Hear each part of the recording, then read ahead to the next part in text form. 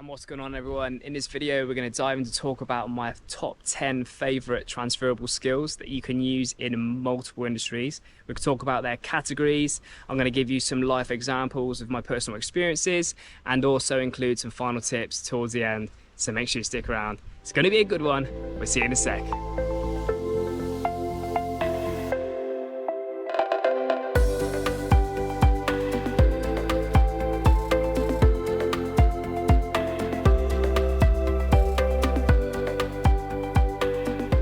What is going on, everyone, and welcome back to the channel. If you're new and just joining here, my name is Benjamin Harding. I'm a video creator and an experienced traveller, and I put up videos on all my personal experiences. So if that's of interest to you, then by all means consider subscribing. Firstly though, I just want to say a big, huge, massive thank you to all of the people that throw out so much continuous support to this channel, the likes, the subs, the comments.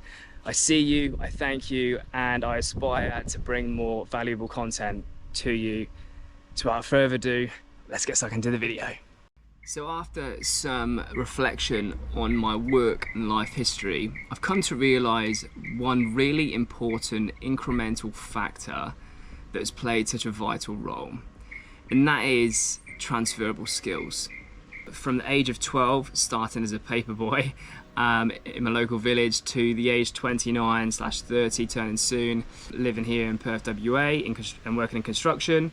Through the whole of that gap, I have done customer service, food and beverage, events, hospitality, agriculture, construction, retail, and I think a few more as well. So what are transferable skills? In short, as the name suggests, is a skill that you can transfer from one job to another, i.e. to one industry, also to another. How can they be used in the travel industry? Well, the fact with this is that within the travel world, there's so many different elements that are always continuously changing. For example, the accommodations you move in and out to, changing different hotels, the people that you meet, then also changing destinations for the different places you want to travel to, and then also experiencing different cultures if you're going to different countries, which in my opinion again is doubling down on the progress, which is also then utilizing time. And I gotta say that if there's one really super precious and powerful commodity out there, it is time. Like, one thing that we don't have an abundance of on this planet is having the time to do things. For you to think about a lifespan of a human going all the way up to about 80, 90, maybe even 100 years old, to be able to achieve everything that you want to do within that time, I feel like we're always in a little bit of a rush to kind of get everything at once. And so to do this, I've used these transferable skills to tick off multiple boxes. And in doing so, I'm making more progress in less amount of time. I'll give you an example on this. When I first moved to Perth, WA, that was the task that I was going to fulfill. When I did, it allowed me to achieve three boxes, three life actions. The first one was for a high-paying FIFO job here in WA. The second one was to travel the stunning West Coast, which I've done with a few different videos and a few different adventures around here. And then the third one was to be around a community of like-minded people that shared somewhat similar goals, but also had that sort of energy about them. And since being here, I've ticked the first one off, I've ticked the second one off, and I've somewhat ticked the third one off as well. And I've been able to achieve those three goals from simply the relocation and the move of packing all my stuff up and moving to Perth, WA. For these transferable skills, I've split it into 4 categories. The first one being organisation and execution skills. The second one being people skills. Third one, communication skills. And the fourth one, which is leadership skills. First category and first skill, which is going to be research and analytical reasoning. This one's super important because in order to learn about a new subject or a new topic, you need to first consume the information in order to implement that knowledge, which is where the research comes from. I've used this across many different industries to apply it to travel. Whenever I've gone to a new location, I've always wanted to search online basically what there is to do in that area or who I can meet in that area, which has allowed me to enjoy that location more. To apply it to maybe the construction industry, say if I'm learning to be more practical with learning how to be a trade assistant and work on the machines and work on different tools, then I'd have to look up the information on how to use that tool safely in order to complete that job. When it comes to analytical reasoning, this is the ability to analyze the information that you have received and use it to your best ability. For example, when I've been traveling, I've had so many different mixed reviews on feedback from all different types of people and relationships. So for example, my family, my best friends at home, my travel friends, my colleagues. And whenever you're trying to achieve a new task and you've got all this information coming from all different areas, that is when you need to kind of take everything that you've kind of accumulated and see which bit of knowledge or which bit of information is going to serve you best for what you're trying to achieve. Number 2, which is planning. I'm going to give you an example on this one. In order for me to get my driller offsider job here in the mines in construction, I planned to work as a labourer, as a trade assistant, build up all the experience that I could possibly for that particular job in order to be somewhat certified or qualified, as you say, for the current job that I'm on right now. That means that I've needed to figure out what was needed for the employer, figure out the kind of experience qualifications I needed to get or to acquire in order to get that job. And so after I finished doing the planning, I would then jump into it and execute it and basically make it work so that I could achieve that goal down the line. Another great form of planning would be being able to work in hospitality in the UK, working in a pub, serving not only food but drinks and cocktails and that. With getting that experience and obviously that those references and stuff, I could then transfer that information and the knowledge that I've learned within that job and then come over to Australia and then find a bartending role here. That planning came from, okay, this is what I need to do in order to get a job over here in Australia. So I'll work in the UK, I'll build up my knowledge, I'll get recent experience, and then that'll serve me well when I come over here and work in that sociable industry. And on to number 3, which is creative thinking. I love this one. Most of my creativity comes alive when I film these videos for you guys, because it allows me to think of a new way about doing things or about presenting things.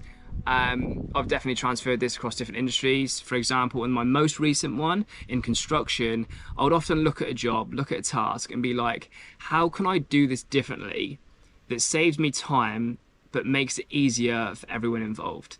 And then in asking myself that question, I'm like, I'm being creative, I'm thinking about it, and I'm kind of analysing the situation. Okay, what are the different factors that I've got here? I've got this, this and this to work with. How do I use this to solve this problem? Moving on to skill number 4, which is financial management. I'm going to apply this to a few different industries. First one is going to be working in events in Ibiza Rocks. I worked on the front of house. Basically, when the guests would come up to the gig desk, we would talk to them, wristband them up, get them signed off the list, and then we would take what money we needed in order for them to pay for the event in their VIP lounge or their bed or whatever they had. Cash handling, looking after all of the money in order for it to be banked in the till so that it matched our records and our details. Another one, and how I practice a skill, would be my personal financial management. For example, when I was in construction, I used to get paid weekly, and whenever it was the payday on the Wednesday at like 4 p.m. or something like that, I knew exactly when it would go in, and straight away, as soon as that money got transferred to my bank, I would take X amount of money from that weekly wage and put it into my savings. Because in doing this, I knew how much I had to pay for bills, knew how much I had for like normal spending for that week, whether it's like food, drink, travel expenses, etc. And then the rest of that money would be for the savings. And that's how I managed to save up a decent amount of money in order to travel UK, Portugal, and bits of Australia after I finished that job. Another way that you can practice this skill is when I did it in hospitality. This was cash handling in a fast-paced environment, working in a bar in Surfers Paradise in Gold Coast. That is by being able to basically be a cocktail bartender, taking the money from the customer, serving them, serving other customers, serving beers, and not only are you challenging your mind to keep up with the numbers, but also the task at hand, constantly working that skill.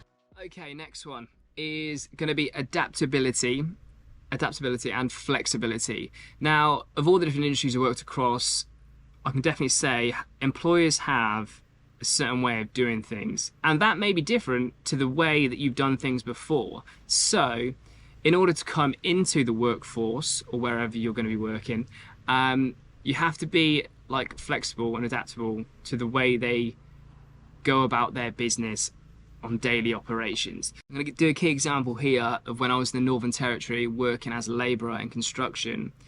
Their general daily work routine was going from 7 AM all the way through till 5 PM, working 10 hours, literally in the boiling hot sun through dry and wet season. And in order to work cohesively with that team, I needed to be adaptable to work those hours, to deal with hot temperatures, to deal with confined spaces, and to basically manage my expectations of what I needed to do in order to be successful in that job. If we compare this to the hospitality industry, I was a cocktail bartender working in peak periods through like multiple hours of different times, and being able to serve anywhere up to like 20 plus cocktails of like a recipe cocktail spec menu under pressure. And obviously you got to go into that with an open mind of learning all these different new cocktails, being adaptable to that work space and the team that you're working with as well, to work in tandem with what they're making and what you're doing, how you can support them to do their job and how they can support you to do your job. Which brings me on to the next one, which is one of my favorites, which is teamwork. Love this. Obviously, like back in the day, I've started off with teamwork when I first started playing football in my school years. That was all proper experimental. I wasn't too good at it, but I love the social anyway. Working in teams is huge in so many different industries because that's how all of the workforces would become able to serve so many more people, you know. We live on a planet now where I think the world population is something like 7.5 to 8 billion people. And if you can have an opportunity to be able to work with so many different people as well, not only does this open up your mindset to what you deem possible or achievable, it also means that if you have that help or you can help them, then maybe you can achieve that goal in a shorter period of time. Next big skill is patience. Now, I've been trying to practice this at every single point I get, even though I don't show it like on my person, because I normally can be quite quiet with this, but I'm very fidgety. I move around a lot, obviously because of the traveling and stuff as well. But being patient with my tasks and my goals that I want to achieve, and just keep telling myself that just trust the process, enjoy the journey, and things will all come to fruition if you stay consistent and work on it. That is literally what I tell myself every single day. And patience, man, is a big one, because if you become impatient, you start to like maybe annoy other people or become less considerate, and that'll definitely be seen by not only work colleagues, employers, and sometimes won't be taken the best light. Some examples of when I've been impatient would be being able to come back to Australia, like with my working holiday visa, in order to be let back in the country.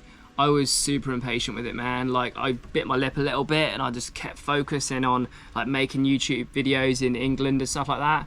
But boy, that was an experience, and that taught me a lot about that kind of, not that feeling and that characteristic, but also that being patient would lead to continually to work on yourself, or work on your business, work on your brand, or work on your goals with what you're trying to achieve, and just trust in yourself that this is going to work down the line. Like, always aspire to be better every day. If you can achieve 1% progress, like each day, and you keep that consistently through time to the future, then you're still making progress, you know, that's still moving forward. Obviously, if I did lose my patience with the visa, then that may have not been taken very well on the corresponding end, which may have played somewhat of a different part to the story, which moves me on to the next one, which is listening. Now, I've kind of dived in deep with the research on this one from two different kind of sources. The first one, which I saw in a YouTube video of Alex and Mosey, where he talks about basically being the person that listens more than talks. So if you have a conversation with someone that you meet, if they're talking for like 10 to 15 minutes and you're listening, you have learned more from that conversation that you can take away and work on. Whereas if you're talking for the whole time, then you've learned nothing from that conversation because you've been literally talking the whole time. Another source that I've looked at with this is a book that I've read, which was called How to Win Friends and Influence People by Dale Carnegie. I absolutely adored this book.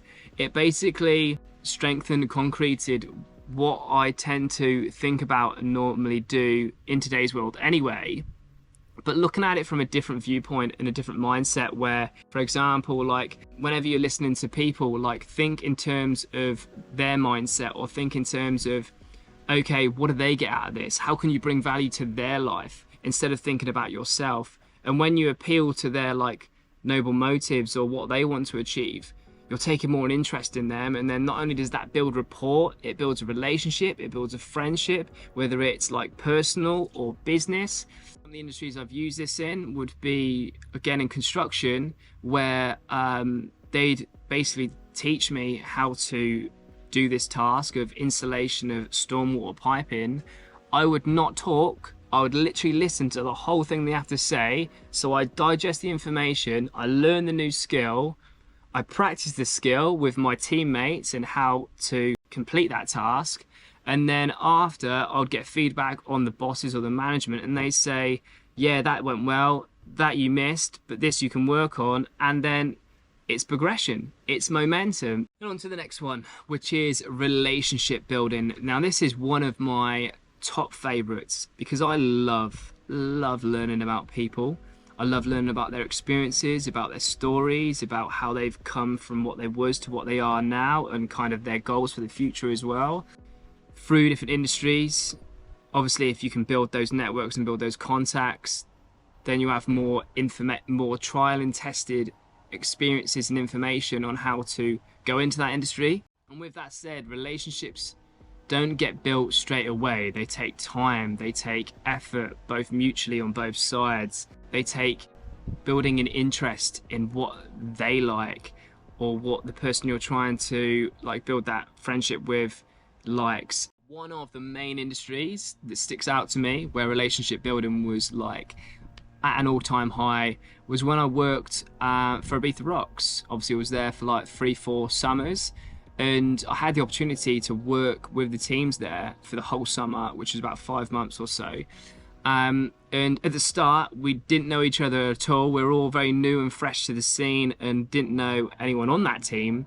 But by the end of it, because we've all worked together so closely to achieve the same employer goals, not only that, but achieve our own personal goals of what we wanted from that season. We also traveled a lot, we partied a lot. So by the end of the season, we were all like best mates. We all knew a lot about each other. And that gave me such an insight into kind of how to build relationships and how then be, at the start, acquaintances all the way through to like best friends. And I definitely implement that in a way to doing that here in Australia. And moving on to the last category, which is leadership skills. I left this till last because I find this to be like one that I want to end on. It is critical thinking and problem solving. Now, this can be across all industries. Again, I find this in the travel industry, because obviously when things are always changing, you need to think fast and think, okay, what do I do now? What do we do next? If you have the ability to think on the spot and find solutions straight away, not only with solving the problems, but solving the task at hand, not only will that be like desirable from the employer, with doing that, you become more valuable as an employee, or as a person in a way, because you have more to give. With that said, I also routinely strive to move towards insecurity, pain, fears, and the unknown, because it's where I do my biggest learning. Like, the learning curve is huge because I just don't know how to solve that problem. But with you working on that problem and you constantly trying to like shift your mindset to achieve that goal, it's where the biggest amount of progress comes in, because you've put yourself in that position to make it happen, and you need to make it happen. Some examples of critical thinking and problem solving: one would be in hospitality, where I would have to make cocktails in mass amounts. For example, this one cocktail called Above the Clouds, you need to make 6 of that cocktail because there's a group of 6 girls that have just come in. Okay, really quickly, let me just do the maths. Okay, for one cocktail, it's that much. Times it by 6. Okay, we'll do 3 different shakers, 2 in one, 2 in the other, and 2 in the other. 2 shake now, 1 shake in a minute. Double strain, ba ba ba bam, all done. And that is like thinking on the spot, trying to figure out the best way to solve the problem again, and then going for it and attacking it. Obviously, there will be a fair few mistakes here or there. That's what the learning is all about. But to have that ability to constantly hone that skill, and having like the experience to hone it with past time events, present events, and now future events coming up, the more you practice it, the more you get used to it when it happens and when it's presented to you, in which then you know what to do and you know what to implement at that time when it does come around. So moving on to the final tips. If there's one thing I can suggest to aspiring travelers or people that are aspiring to improve their self-progression in whichever field they're working in, industry they're working in, it is to practice, practice, and practice again.